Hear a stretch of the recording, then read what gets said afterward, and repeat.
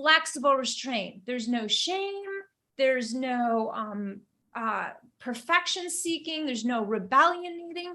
You have some and you move on to the next time. I mean, I think in a way it really resonates with the name of your show. We just keep going forward. But if you go failure, I can't believe I did this. I did it again. I failed again. That is not going forward. That is going backward. I'm Michelle Segar. I'm a sustainable behavior change researcher and health coach at the University of Michigan. And I've been studying how to create sustainable, healthy lifestyles for almost 30 years. Today on Ever Forward Radio, I have the honor of talking about my new book, The Joy Choice, and how to achieve lasting changes in healthy eating and exercise. And Chase and I have a great discussion about the role of goals and motivation and mindfulness and just getting a little momentum as part of achieving sustainable changes.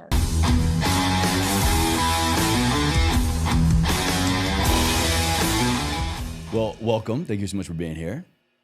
It's such a joy to be here. I'm so excited to dive into your area of expertise because it's one that has been my profession for many, many years, especially when I was in clinic as a clinical health coach. It all came down to behavior change. And I remember going through my grad school program. I got my master's in health promotion, and it was always behavior change. These trans-theoretical models. Where can we look at people where they are to get them where they want to be? And that's what fascinated me the most about whenever I would work with somebody on any goal, whether that's in the gym, in the kitchen, in their life, whatever. It all came down to really, what habits do you have around them, and what are your behaviors, your daily behaviors that are either in alignment or out of alignment with that goal? And I think people, they don't give their behaviors as much credit as maybe they should, because it doesn't always work when it's just motivation. That part's fleeting, right? We really need to focus on the behaviors for long-lasting change. So, I think what happens is that we put too much emphasis on the beginning part. Not, I believe that my research shows, and working with individuals, that having a very compelling, deeply personal motivation, deeply relevant motivation is going to be a driver that you need. But when we initiate a behavior change process, if we focus, if all of us are geeked out in the motivation bubble, that motivation bubble is going to burst pretty soon. And so what we need to do is not just have a compelling motivation, but we have to have kind of a tactics.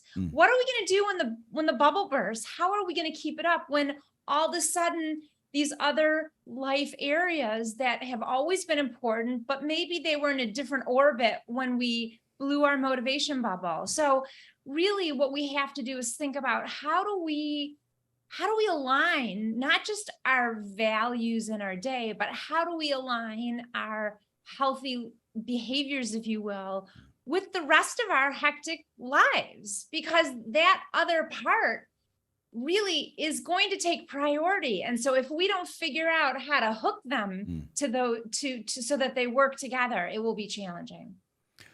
When then is motivation the answer? Is it ever actually serving us, or is it just like what you're saying, we're just maybe putting too much emphasis on it and relying on it too much for too long? So I know there are some people who don't believe motivation is relevant, but I couldn't disagree more with that. I think a bigger problem than motivation not being a part of the equation, I think having an autonomous, I'm sure you know self-determined autonomy and how important that is for the behaviors we prioritize in our day. That intrinsic that's always motivation, those more internal intrinsic autonomous drivers, motivation, absolutely. But what a lot of people don't know is that our motivation really derives from our primary goal or why for initiating a change. So really, that's kind of where things fall apart, or where some people don't understand. We need to make sure that our reason for initiating a behavior change, whether it's healthy eating, getting more sleep, meditation, exercise, whatever, that it isn't something we think we should do. It's something that is deeply, we think it's going to be deeply valuable for us. And that is the foundation of autonomous motivation, sustainable motivation. It's not enough, but you do need it, because otherwise, whenever something challenges, when a challenge occurs to your plans, if you're not motivated, you're just going to let that challenge override it. So we both need a compelling reason to be doing it. And we also need to have strategies that will enable us to successfully navigate and pivot when those challenges arise. I think for some people that comes either pretty quickly or they can get there on their own. That very internal driver, that intrinsic motivator, their big reason why. But in my experience, especially as a coach and in my short existence here on life, I think more people, I'm curious if you agree, I think more people require outside input. They need that friend who's just going to call them out. They need that coach. They need that third party. And it reminds me so much of, I've talked about on the show so many times, when I would coach someone, I would really try to get them to that aspect of, the inception model. Basically, I'm dancing around the point. I'm dancing around the why, just trying to get you to come to that reasoning on your own. Because if you say it, then it's so much more powerful, and odds are you're going to have a lot more adherence than if I say it, because then it's me telling you this. But I'm curious, can we get there on our own, or do we have to have somebody else kind of pull this out of us or help us get there?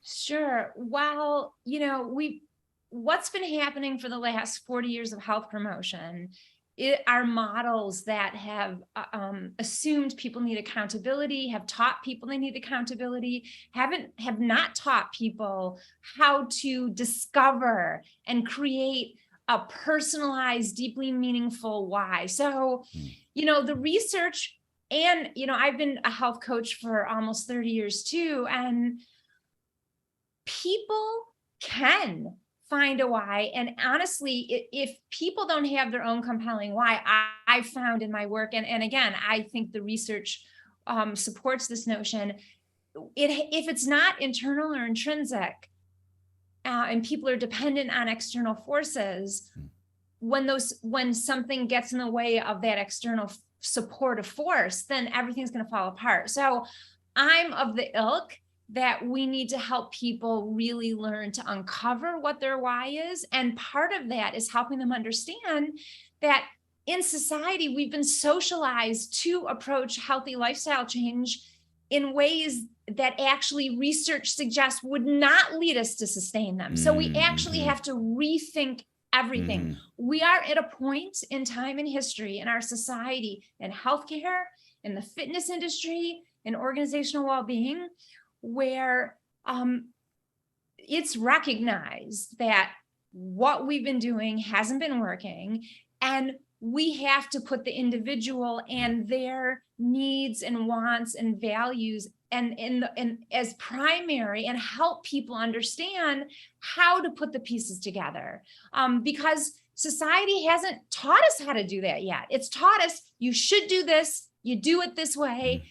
And most people can't stick with that. It's too prescriptive. It's mandated. And I want to rebel against that. I mean, not everyone does, but a lot of people do. I'm with you. I have a question. So let's say the person maybe has gotten to that point where the motivation has run dry, whatever the goal is, in the kitchen, in your job, in the gym, in your relationship, whatever. And you've gotten to the point to where your motivation has gotten you thus far, but you're realizing right here, right now, that it's not going to get you across that finish line, or maybe even you're questioning the finish line without maybe being able to be right there with them and help them realize a why to get them across that finish line. Is there a mindfulness tactic, a piece of awareness that they can maybe catch themselves right then and there, and instead of slipping backwards and maybe losing all that traction, those developments that they've made, is there a pause moment that could still serve them in that moment of awareness? Well, mindfulness, pausing, being aware in the moment, those are those are the keys right there. So absolutely. When we bring awareness, we want to bring curiosity too. So if we're feeling uninspired to do something that we had planned to do, that we'd made a lot of progress toward, I think you could jump to all or nothing thinking and go, I don't want to do this anymore. And then you might put the kibosh on something that's really meaningful. You could say, and this get curious about why am I feeling this way today? Mm-hmm. What's going on? Maybe this is just a day thing. Maybe this is just a week thing. And so pausing before we take any action and give ourselves the space to breathe and think, whether it's just in the moment of, do I really want to do this today, or what's going on? That's a key part of lasting change. We have to have the mental permission to not have things be perfect, to not have things be exactly as we envisioned when we were in the motivation bubble. I mean, really what you're doing is you're taking us back to this idea that we jump into change with full of promise, full of high level aspirations. But then on a daily basis, we might not get enough sleep because our kids wake up in the middle of the night, or whatever the reason is. Mm-hmm. So what you're speaking to is, how do we put our behavior change? And I want to change that phrase from behavior change to daily choice making. I mean, ultimately, this is about nice. What choices, yeah. What choices do we make every day, and why? And how can we consistently make the choices that support our greater healthy eating, exercise, sleep, self-care goals? I'm curious, what do you do? How do you do this when you find yourself maybe in that moment of mindfulness, awareness around my motivation's depleted, I'm unsure around this goal, like, someone who has quite literally written the book on it. What do you do when you find yourself in that moment? Well, there's so many life areas where this can happen, right? It can happen with our exercise. It can happen with our professional path. It can happen, with friendship. So what I do is, I journal. That's one thing I do when I'm unclear about something. I use a journal to help me think things out. I also am leaning on meditation practice, and that's a way that I have found that I can get a more accurate read on kind of my truth and what I need to do. When it comes to healthy lifestyles, and I don't know if I assumed that's what you're asking me about. It's all part of your puzzle. Yeah.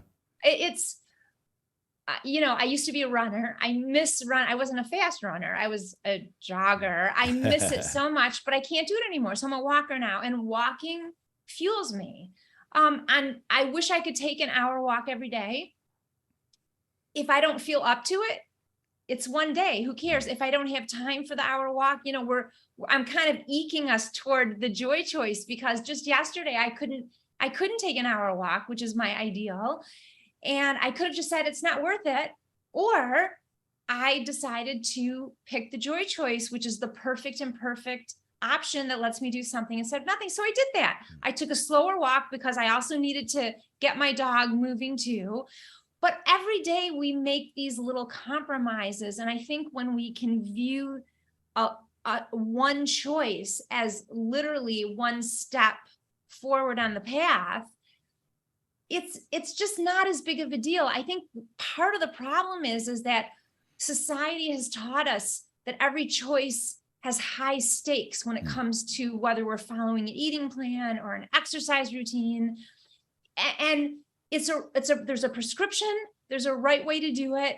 And if you don't do it, oh my gosh, what am I going to do? I missed everything. The spiral of just, I'm missing out. It's going to be the end of the world. We just go to worst case scenario more often than not, over to just like the smallest thing.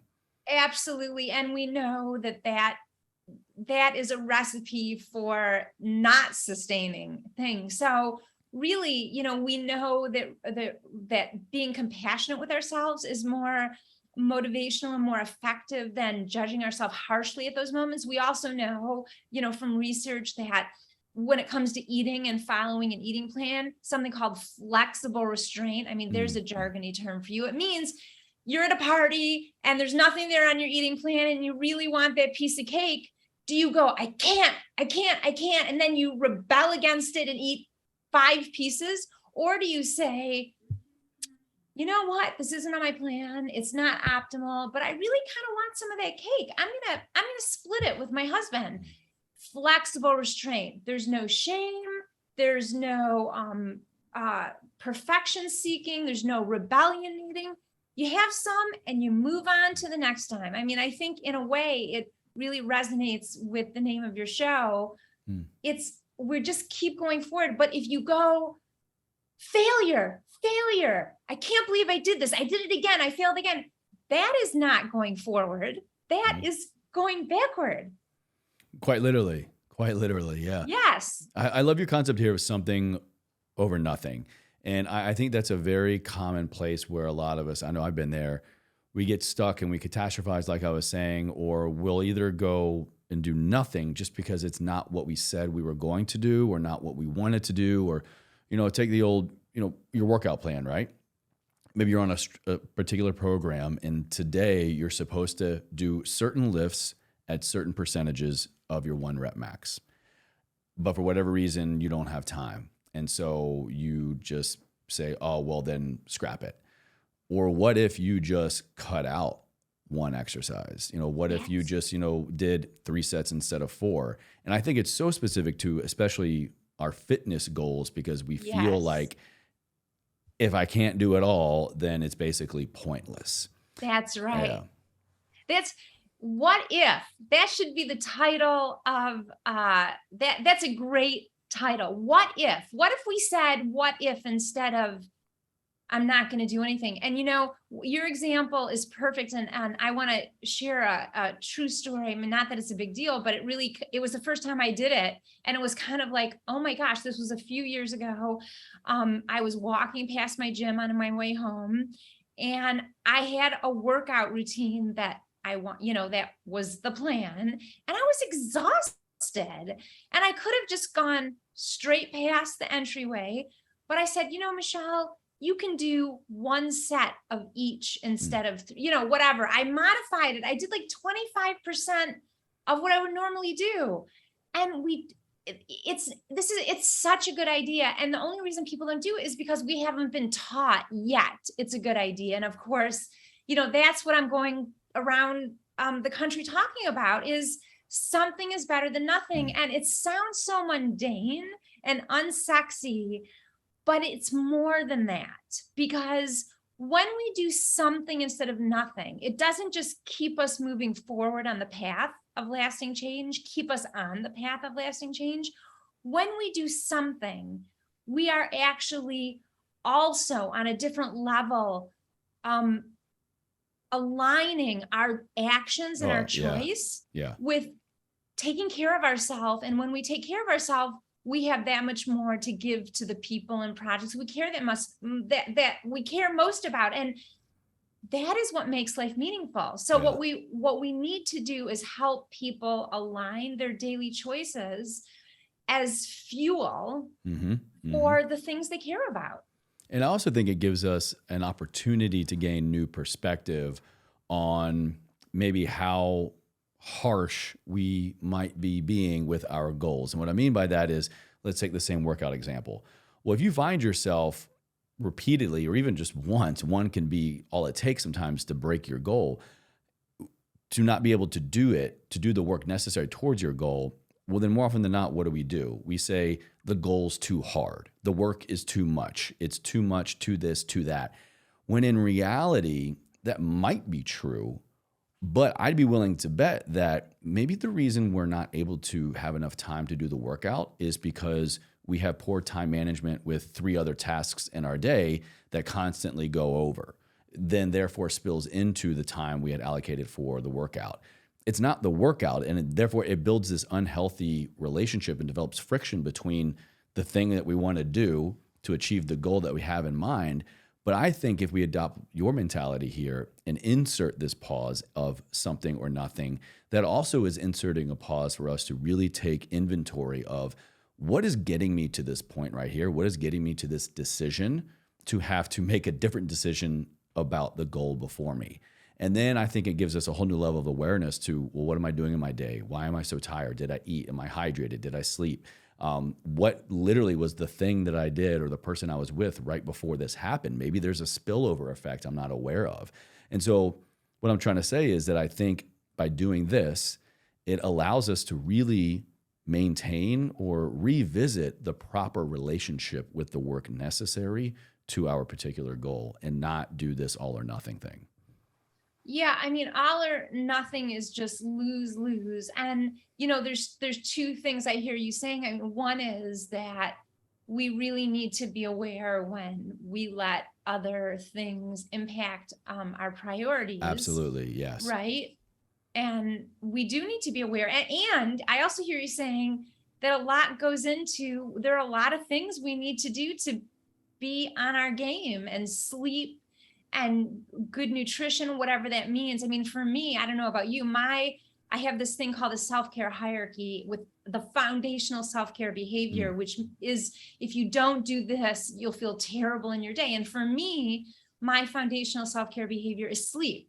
But for my husband, it's exercise. He will compromise his sleep to get his exercise. And so I think it's really crucial that we know what we need to do to take care of ourselves in general, but that we know what is this one behavior that if we don't get to it, things are not going to turn out well today. Yeah, you're so right. And that is so important to point out. Like, what is important for you is different than your husband. We all have different similar important things in our life, but the prioritization and the hierarchy of them varies. And so it kind of brings to mind this question, for the listener, for the viewer here, is, all right, let's take sleep. I'm with you. Sleep for me is my number one. Now, if I want that to be the most optimized it can, what am I doing in my entire day to support that goal? So it kind of gives me new eyes on, all right, if I want to make sure I'm doing my evening wind down ritual on time, I'm having proper sleep hygiene, I'm eating in adequate time before I go to sleep, so I'm not going to sleep on an empty stomach or a big stomach. Therefore, when do I need to have a cutoff of my work day? Therefore, when do I need to work out? It's just like you take the most important thing to you, reverse engineer, look at everything leading up to that, and you will get better. You will achieve your goal more often than not, more quickly, and have higher adherence to it, because you're not just staying motivated as much as possible to accomplish that one thing. You are lining up and stacking the conditions in your favor in every other area of your life to support that goal. And I would be willing to bet every other area of your life is also going to be optimized because of it. Well, I mean, and that's where awareness, we come back to awareness and pausing and reflecting on, each person has to figure out what is. And it's not just sleep, right? You and I agree with for us, it's sleep, everybody. I'm telling you, sleep. It's sleep. It is the number one thing. Yeah. And my husband knows it's my number one thing, and he does everything in his power to support me. And so the other thing that we have to keep in mind is then, what are the things that support that foundational self-care behavior, but also what are the other things that we need in our life? And sometimes people are on programs where they're trying to do everything at once. They're trying to get more sleep, they're trying to achieve some type of fitness goal, they're trying to radicalize their diet, whatever it is. And that is, for most people, that's too much to do at one time. And so that's, again, where self-awareness comes in. What do you need most right now? And then start from there, build it, make it consistent before you try something else. Well, this conversation has been great. And I always love talking to people like yourself that kind of take me back to, I say, old Chase of, really talking behavior change and working with clients day in, day out. I call them patients. It was a medical model. But it's so important. And I've said it before and I'll say it again. I really do wish, if anyone's embarking, if you're listening, watching right now, and you want to go down this trainer coach route, all the anatomy, physiology, behavior change, or exercise programming and conditioning and all this stuff is super important. But I really would emphasize for you to start first and build a strong foundation in understanding human behavior and what makes us make the decisions we do and why. Because if you can get a strong foundation of that going into any client, any goal setting process, you are going to be that much better at your job. And what we're all after in this world, in this field, is to help other people get and stay healthier and thrive in all areas of their wellness. I want to ask my final question, Michelle, kind of taking all of this in.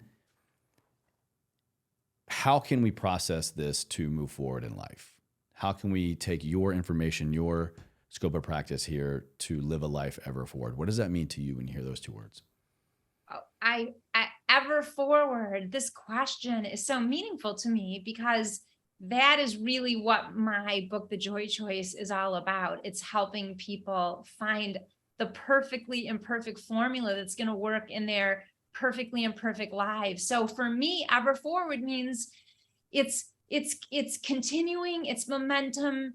Even if sometimes the steps are this small, it's still momentum. That's what it means to me. There's a lot of power in momentum. Absolutely. And I think this is where we might be shooting ourselves in the foot because we don't feel like we're quite there yet. You know, we haven't crossed the finish line yet, or we don't know if we're ever going to get there. But if you're really honest with yourself and say, yes, I'm in momentum, I'm beyond just getting traction, I'm actually moving. There's a lot of power in that. And I think there's a lot of grace too, because you might be selling yourself too short. Grace. That word in a nutshell. I think that should be on the screen. You're absolutely, I totally agree with you. Thank you so much for the opportunity to connect on this topic. Oh, it was my pleasure. My pleasure. Well, we'll have all of your information down in the show notes in the video box for everybody to learn more about you and to connect with you and your work. And if you want to check out The Joy Choice, we'll have it linked for you down as well. So thank you, Michelle.